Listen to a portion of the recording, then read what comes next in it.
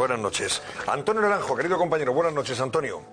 ¿Qué tal? Buenas noches, Antonio. Tú en el debate vienes publicando desde hace ya mucho tiempo la falta de transparencia y opacidad de este gobierno cuando se le reclama, ¿no?, algo al respecto. Es decir, oiga, aclaraciones, informaciones, ya no solamente del uso del Falcon, sino, en fin, de otras cosas. Por ejemplo, ¿conocemos realmente los sueldos de los ministros, los sobresueldos de algunos de ellos en función de sus actividades, como le reclaman ahora, por ejemplo, a Feijóo? Es que me estaba llamando mucho la atención. Es verdad que Pedro Sánchez es bien capaz de darle la turra a los ciudadanos con que tienen que utilizar coches eléctricos y no contaminar tanto, y luego él se da más viajes en el Falcon que un niño en el tren de la Bruja. Entonces, ese mismo cinismo y doble rasero lo aplica con el tema de los salarios de una manera estruendosa. Nosotros, cuando veíamos que intentaba lanzar una ofensiva para saber cuál era el salario de Alberto Núñez Feijóo, pues nos quedábamos alucinados, porque no hace ni un mes en el debate publicamos la negativa de Pedro Sánchez, rotunda, con la protección, por cierto, como siempre, de su escudera Meritxell Batet, a dar a conocer precisamente eso, cuál era su nómina, ante la más que probable evidencia de que si alguien tiene varias retribuciones e ingresos es él, Pedro Sánchez.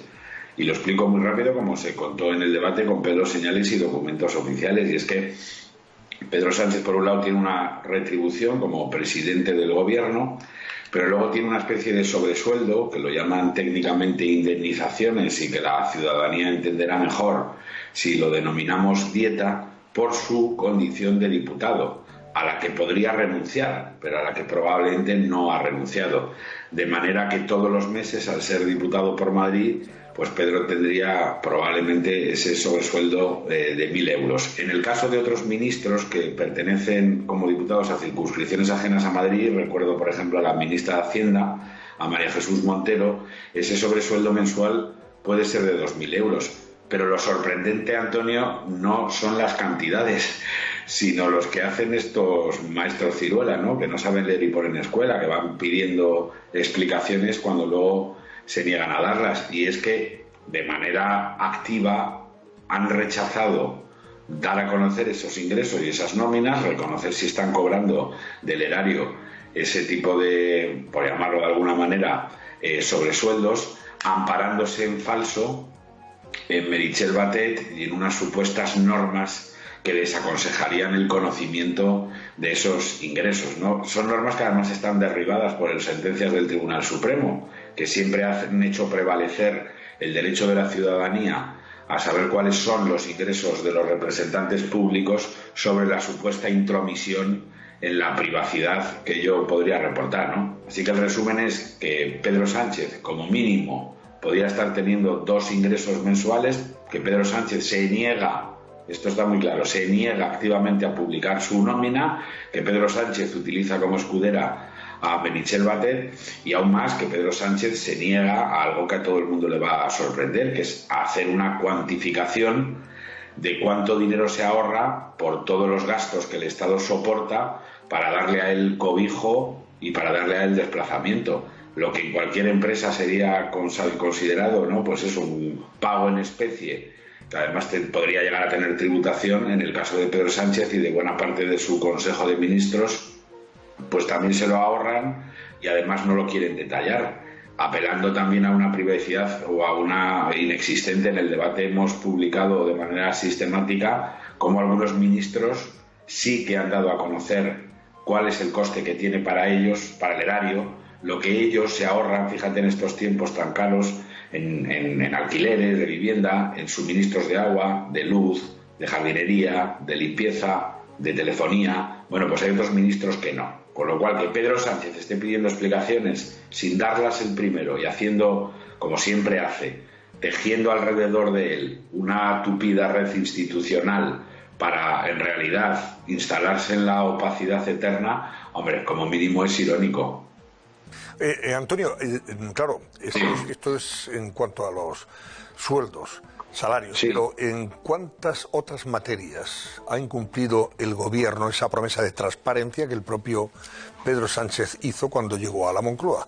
Hasta crear efectivamente ese departamento de transparencia donde teóricamente los ciudadanos podíamos entrar, acercarnos y ver aquello que realmente tiene que ver con la administración, aclarar aquellos asuntos que afectan a los administrados, en definitiva, que somos los ciudadanos, y que el gobierno la tiene, bloqueada la página o incluso, no sé si desactivada, ¿no? Prácticamente. No, si no es una cuestión de una página, ¿no? Esto es más complicado que hacer una pregunta a través del portal de transparencia. Claro. Eso es algo que el ciudadano puede hacer y probablemente fracase, ¿no? En realidad es establecer una pugna desde el periodismo y el derecho para conseguir que esa aspiración del ciudadano de conocer en qué se gastan sus recursos o cualquier otro ámbito de la administración, pues sea conocido. Eso no lo puede hacer un ciudadano, lo tiene que hacer un periódico como El Debate, porque si no le resultaría inasumible. Pero ejemplos, mira, por resumirlo, el señor Sánchez es el Michael Jordan, el Mozart y el Cervantes de la opacidad.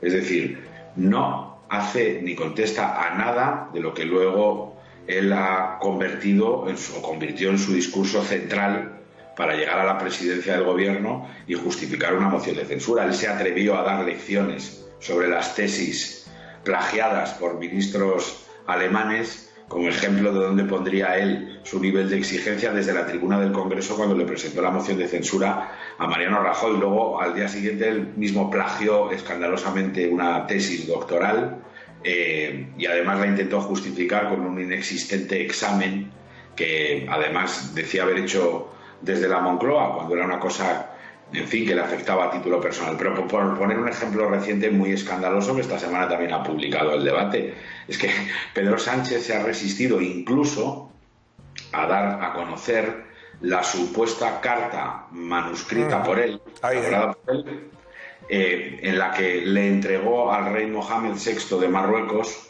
la autonomía o la autoridad que compartía con España hasta entonces sobre el Sáhara, ¿no? Bueno, es decir, una carta cuyo contenido era conocido porque se la filtró al país, fíjate, Antonio, se negó a entregarla en su versión original y dejando abierta una pregunta que se hará cualquier telespectador que nos está viendo ahora. Oiga, si la carta es conocida y por tanto no es ningún secreto y usted no la puede entregar, ¿no será que no existe? Claro. ¿No será que esa carta se la dictaron desde Marruecos? ¿No será que esa carta la elaboró Mohamed VI y por eso la difundió el primero? Y que usted luego, para cubrir el expediente, difundió 4 días después una versión mal traducida del francés al español, se la filtró al país y tuvo el desparpajo de asegurar que esa carta la había escrito usted 4 días antes.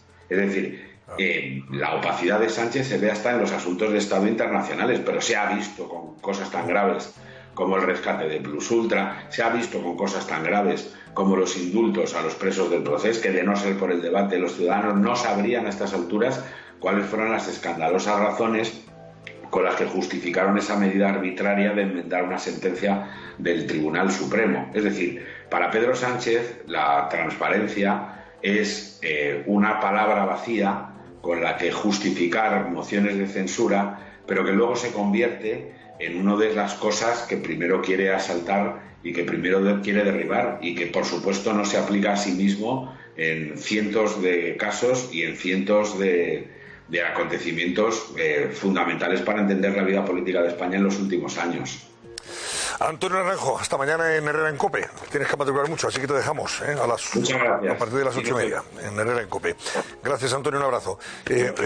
Esto nos avise para... Dime. Sí, y una cuestión que recordaba Antonio Naranjo respecto al papel no solo del portal de transparencia, sino de los medios de comunicación. No debemos olvidar que el gobierno de Pedro Sánchez ha querido llevar adelante una ley de secretos oficiales que sistemáticamente impedía la investigación periodística y que determinados niveles de la administración nunca vistos tenían la potestad cualificativa de considerar algunos documentos de niveles de secreto y de confidencialidad muy altos, con lo cual se impedía sistemáticamente. Creo que toda la profesión periodística, las asociaciones de periodistas denunciamos evidentemente este proyecto de ley que ha quedado en suspenso por el hecho de la convocatoria de las elecciones. Pero no solo se trata de la opacidad, sino de la cobertura de la opacidad a través de una ley. Por eso digo, si todos los tics son tics chavistas, es decir, este nivel de que el presidente del Senado exigimos a este señor, a Feijóo, y por otro lado este afán de cercenar la libertad y la capacidad de los periodistas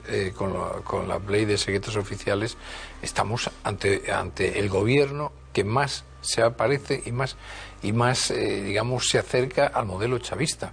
Algunos venezolanos a los que conocemos hace 4 o 5 años nos decían, pero ¿vosotros creéis que aquí, porque estáis en Europa, no os va a pasar las cosas que nos pasaron allí? Si es que nosotros también creíamos que no nos íbamos a pasar, que no nos iba a ocurrir.